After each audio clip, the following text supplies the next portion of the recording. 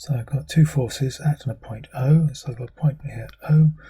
Given the forces are perpendicular to each other, so I've got one force, I'll put it straight up here, that's my 8 Newton force, and at right angles here, that's 12 Newtons.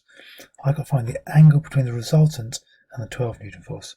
Well, to work out the resultant, all I have to do is just stick one arrow on the end of the other. So I take this arrow here, the 8 Newtons, stick it on there, and the resultant will be from the beginning of the first to the end of the second. That's what we've got. So we've got this one here is 8. I've got to work out the angle first. And so this is I part A. The angle equals tan to the minus 1. So I want the angle between the resultant and the 12. There's this one. Tan to the minus 1 of 8 opposite over adjacent 12.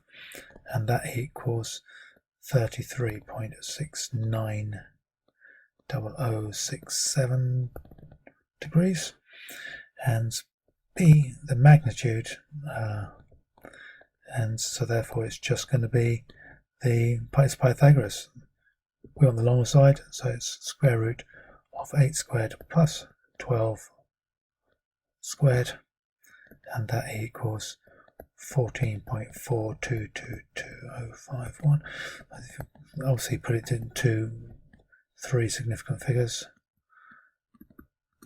and that's that bit. It's given instead the resultant of the two forces has magnitude r and acts in a direction perpendicular to the 8 degrees force. So this is what we've got. So calculate the angle. Well, I would say that the resultant, using my colour coding from before, that is my resultant there. And I've got my 8 Newton force.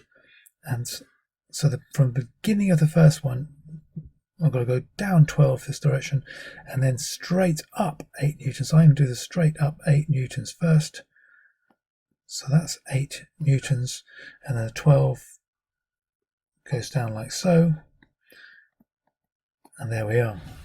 That's going to be the first arrow plus the second one equals the resultant. That's good. And what I need to find the angle between the resultant and 12. I need that angle here. I call that theta now, and so we've got opposite and hypotenuse. That's sine.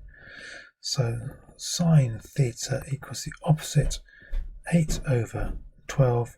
So theta equals sine to the minus 1 of 8 over 12, which equals 41.8103 degrees, which equals 41.8 degrees to 3 significant figures.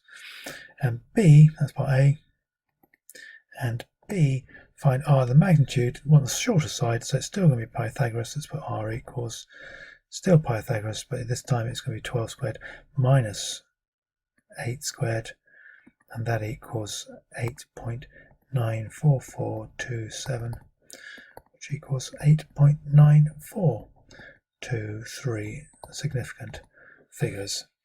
And that's question 3 done.